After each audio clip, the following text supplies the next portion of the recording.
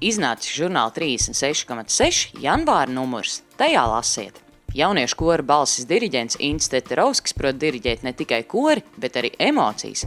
Cilmes šūnas tiek dēvētas gan par brīnumu, gan dzīvajām zālēm, gan medicīnas cerību. 36,6 eksperimenta dalībnieki šoreiz pārbauda domāšanas vērošanu, lai ieraudzītu tajā negatīvas tendences un atbrīvotos no to izraisītā stresa.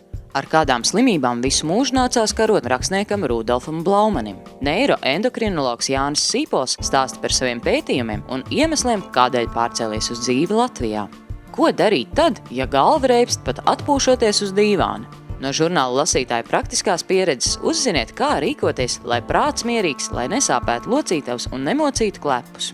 Recepts veselīgai ābolu izmantošanai visos gadlaikos. To visu un vēl daudz ko citu vērtīgu atradīsiet 36,6 janvāra numurā. Žurnāls 36,6 katram, kurš grib būt vesels.